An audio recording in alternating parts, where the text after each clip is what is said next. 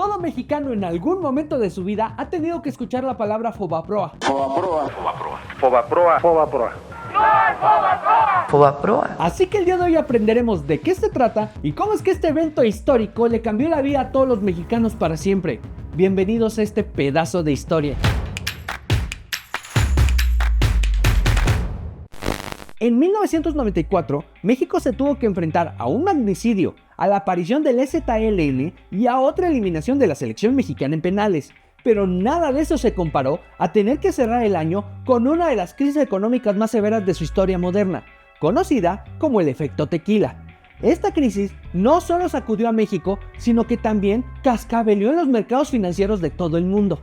En esta tierra bendita que vio nacer a Juan Gabriel y a la televisión a color, nos acostumbramos a las crisis financieras y no sé cómo carajos lo lográbamos, pero un día andábamos celebrando el descubrimiento de un yacimiento petrolero infinito y al siguiente andábamos chillando porque nos quedamos más rotos que un mazapán en los bolsillos de un niño. Después de asegurar que éramos ricos, en 1982 el gobierno de López Portillo se tuvo que enfrentar a que los precios del petróleo bajaran un día sí y el doble al siguiente. Eso provocó que inversionistas que habían entrado a México con la promesa de un país próspero se fueran corriendo para evitar la depreciación de sus dineros. Y todo eso con una deuda externa de 80,000 millones de dólares, que para 2025 sería igual a pedir prestado casi 5,187,000 millones de pesos. En la época actual, los países pueden dividirse entre los que tienen y no tienen petróleo. Nosotros lo tenemos.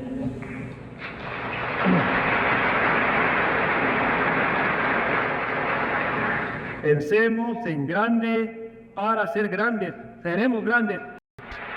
Para agosto de ese mismo año, el gobierno mexicano ya había entrado en moratoria porque tan campechanos como deberle dinero a la señora de las quecas, le aseguraron a sus acreedores que no había manera de pagar lo que correspondía de la deuda, lo cual hizo que la crisis se hiciera más grave y que aquellos capitales que no se habían ido del país empezaran a aplicar fuga. Y el 20 de agosto de 1982 en Nueva York, el secretario de Hacienda de México, que era yo, le declara a la comunidad financiera internacional que ya no tenemos dinero. Y si algo caracteriza a mi México mágico, son sus presidentes con decisiones prudentes, porque en respuesta Jolopo decidió nacionalizar la banca y expropió 49 bancos privados para evitar que los bancos hicieran lo que hacen los bancos, que es entregarte tu dinero cuando lo pides. He expedido en consecuencia 2 decretos. Uno, que nacionaliza los bancos privados del país. Como los bancos le permitían a empresarios e inversionistas sacar su dinero de México, el presidente tomó control de esos bancos, frenó la fuga de capitales y logró sacar a México de esa crisis para meterlo en una puta catástrofe. Ese pequeño movimiento nada autoritario logró que la inflación se fuera al 100% y desencadenó que en un lapso de 12 años el peso mexicano se devaluara más cabrón que una bufanda en Mexicali. En 1976 el dólar se cotizaba en 22.60 pesos. Para 1982 llegó a los 70 pesos y en 1988 alcanzó los 2,290 pesos por dólar. Ya para 1993 el dólar había llegado a 3,441 pesos y a Carlos Salinas de Gortari se le hizo más fácil quitarle 3 ceros al peso que tratar de recuperar su valor. Y ya sé lo que están pensando. Sí, en términos históricos, hoy el dólar está a 19,000 pesos. En el sexenio de Salinas se toma la decisión de implementar políticas que abran la economía mexicana a los mercados internacionales, o como a algunos les gusta llamarla, política neoliberal. Y para eso empezaron a deshacerse a diestra y siniestra de muchísimas empresas del Estado por una fracción de su valor original. Esto por 3 razones principales.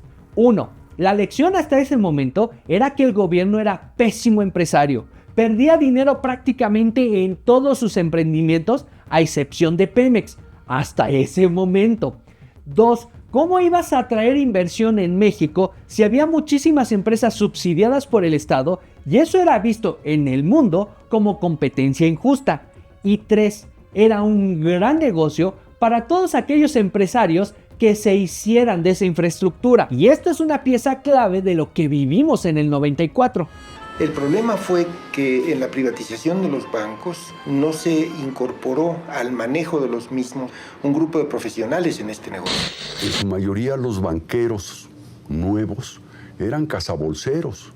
De banca no sabían nada. El gobierno de Salinas le entregó bancos a muchos empresarios que de banqueros tenían menos experiencia que la señora que administra la tanda. Estos bancos salieron al mercado con una mínima regulación y sin un control sobre los préstamos que podían otorgar. En muchos casos los bancos se compraron con préstamos o créditos cruzados. Es decir, eran arreglos de yo te presto para que tú compres un banco y tú, de tu banco, me prestas para que yo compre el mío, comentaba el banquero Joaquín Ávila. El gobierno estaba perfectamente enterado, tan enterado como que las recomendaciones que nos hacían cuando nos quejábamos de que no alcanzábamos esos niveles de capital, nos decían, pues ¿por qué no recurres a Nacional Financiera para que te lo preste?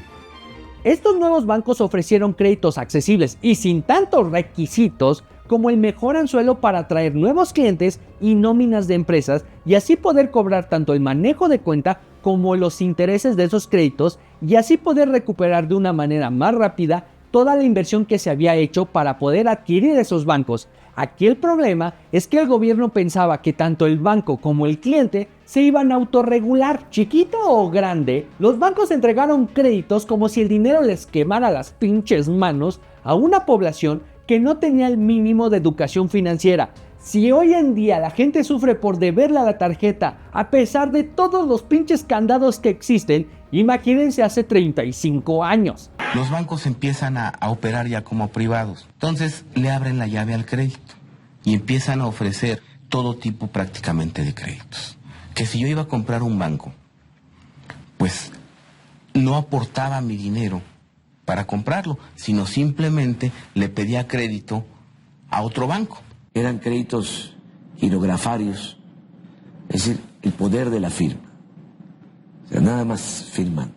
No tengo capital, no tengo una institución fuerte, sólida, con recursos que respalden mis actividades y además le abro la llave al crédito, pues es una combinación muy peligrosa. Pero, aprendiendo un poquitito del pasado, el gobierno decide no cagarla igual que sus antecesores y con el fin de proteger financieramente a todos los mexicanos y a la economía mexicana principalmente, deciden crear el Fondo Bancario de Protección al Ahorro, o como lo dice el título del video, FOBAPROA. El Fondo Bancario de Protección al Ahorro protege tu economía y el futuro de nuestros hijos. FOBAPROA, protección al ahorro. Este fondo se creó para poder resistir una crisis financiera y estabilizar el sistema bancario de ser necesario, pero más que un método de prevención, parece que invocaron al mismísimo Belcebú económico. Para 1994 ya se habían echado todos los ingredientes necesarios para poder cocinar este pozolito llamado crisis económica mexicana. 1. Déficit comercial del 7%. Debido a la recién entrada del Telecán, México compraba más cosas a Estados Unidos de las que estaba vendiendo, así que en términos vulgares había más cosas que comprar y menos dinero para hacerlo. 2. Bancos nuevos y muy pobremente regulados que entregaban créditos como si fueran probadas de queso Oaxaca. 3. Mexicanos con la educación financiera de un tríptico. 4. Inestabilidad política y económica, desde la aparición del EZLN hasta el asesinato de Luis Donaldo Colosio. 5. Inversiones asustadizas a corto plazo, es decir, se podían ir a la primera señal de cualquier problema. Y 6. Reservas mermadas. Con tal de controlar la inevitable crisis, el Banco de México redujo sus reservas de 24.500 millones de dólares a solo 6.000 millones de dólares en tan solo un año. Esas reservas era lo que Carlos Salinas de Gortari llamaría los alfileres que sostenían la economía mexicana. Y como si fuera regalo de Navidad adelantado, el 20 de diciembre de 1994 se desata la verdadera furia de los pinches dioses con lo que ahora conocemos el error de diciembre. Te juro por Dios, el jefe de los banqueros levantó el teléfono a su mujer y le dijo, vieja, ya nos llevó la flauta. Y al día siguiente vino la macro devaluación de México. Quitaron los alfileres. Eso fue el gran problema, porque los bancos estaban muy débiles. Y luego el rescate. Con la ingenua intención de mantener la inversión extranjera que respaldaba múltiples proyectos en México, el debutante gobierno de Ernesto Zedillo decide devaluar el peso mexicano para que el dólar tenga un mayor rendimiento, pero como esa devaluación no fue lo suficientemente atractiva para todas esas inversiones, se fueron tan rápido de México que ni les dio tiempo de comprar una cazuelita de tamarindo. Con la devaluación del peso, la tasa de interés aumenta hasta el 100%. Ahora quienes han solicitado un préstamo tienen que pagar el doble de lo que habían pagado mes a mes. La morosidad aumenta, lo que por consecuencia natural empieza a asfixiar a los bancos. Como no se están pagando los préstamos, el ahorro de los mexicanos corre el riesgo de desaparecer. La única forma en la que un banco puede prestar dinero es justamente con el dinero que ya guarda, esperando poder multiplicarlo e inclusive generar rendimientos sobre estos ahorros. Debido a todo esto, esos ahorros nunca regresaron y se convirtieron en autos que no se terminaron de pagar, en casas que no se terminaron de construir y en empresas que nunca lograron arrancar. Aún con la cantidad de embargos que tuvieron que hacer los bancos, ahora tienen muchos más pasivos y muy pocos activos. Es decir, de todas las cosas que poseían los bancos y que tuvieron que recuperar, muy pocas tenían la capacidad de generar más dinero para recuperar los préstamos no pagados y el dinero para seguir operando. Entonces comenzamos a comprar cartera mala por capital que metían 2 por 1. Sí, sí. ¿No? Compre cartera ya en todos los bancos. ¿Y qué pasó? Mucha esa cartera que compramos pues traía créditos relacionados. No tuvimos tiempo de auditarlos. De supervisar. Digamos que el 95% de los deudores eran chiquitos. O sea, no había tiempo de hacer el due diligence. No, digamos. Eran miles de créditos.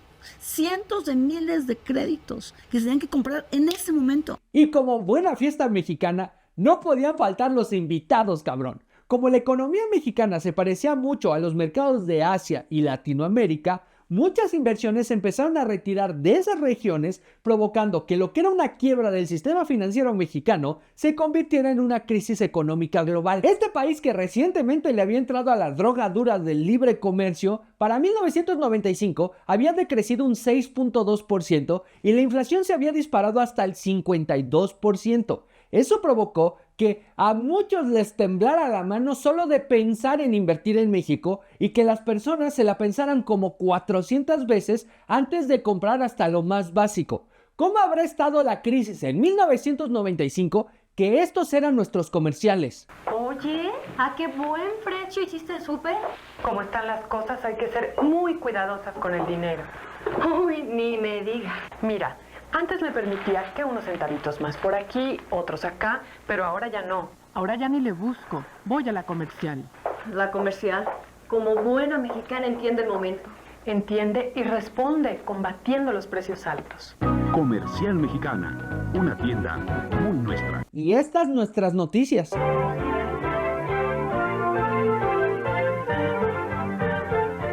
Buenas noches, Notivisa informa. Los bancos centrales del grupo de los 10 más industrializados del mundo aprueban un paquete de ayuda financiera a México por $10,000 millones a través del Banco de Pagos Internacionales. Este pequeño inconveniente provocó que el gobierno de Zedillo tuviera que activar el fondo que 5 años atrás había creado Carlos Salinas de Gortari, pero con el problema de que en tan poco tiempo era imposible que hubiera recaudado el dinero suficiente para tapar el tremendo socavón que había en el sistema financiero mexicano. Así que con oposición del PRD, pero aprobación por la mayoría de las bancadas del PRI y del PAN, se aprobó activar el Fondo Bancario de Protección al Ahorro, FOBAPROA.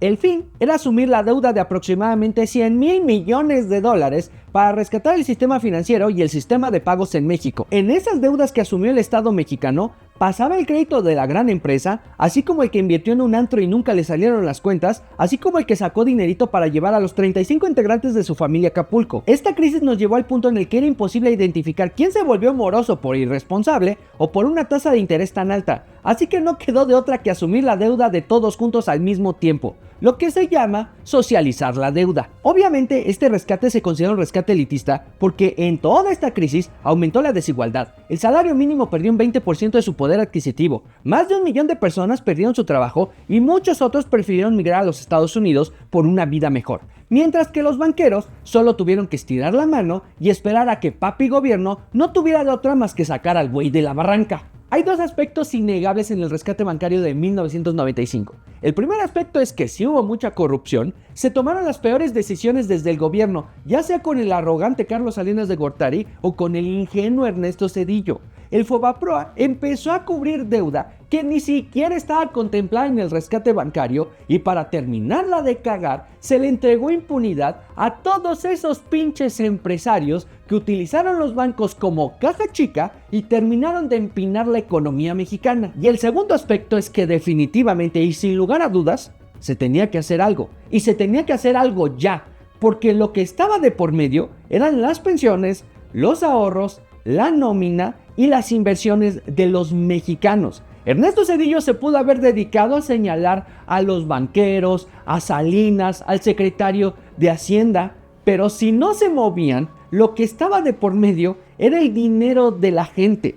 Ese dinero que para bien o para mal se le entregó a las empresas y a los individuos, ya sea para un crédito, como para una tarjeta de crédito, como para comprar un auto, como para construir una casa. Lo lamentable de esa situación es que México empezó a invertir dinero en cosas que no se volvieron productivas. Y no se volvieron productivas definitivamente por la alza en la tasa de interés y por la inflación. Afortunadamente la decisión de rescatar al sistema financiero mexicano resultó y México se recuperó para 1996 creciendo al 6.8%, lo mismo que creció para 1997. Para el 98 crecimos 5.2%, para el 99 crecimos solo 2.8% y el sexenio de Zedillo cerró con un crecimiento del 5.2% para el año 2000. Toda esta crisis desembocó en la creación de una institución que todos los mexicanos odiamos, pero que nos es muy útil: el buró de crédito. Porque a pesar de lo que puedas pensar, el buró de crédito no se creó para quitarte las ganas de pedir dinero, sino para quitarle las ganas a los bancos de sí dártelo y después despellejarte con los intereses. Porque cuando no lo puedas pagar, y la mayoría no lo pueda pagar, alguien lo va a tener que hacer. Después de 30 años de rescate, México está muy cerca de terminar de pagar esa deuda, pero se tiene que tomar una porción para seguir inflando el salvavidas de las futuras generaciones. El Fobaproa de nuestros papás hoy se llama IPAB, y ahí está, esperando por nosotros a ver a qué hora se nos ocurre ser irresponsables con nuestros dineros o con nuestros políticos.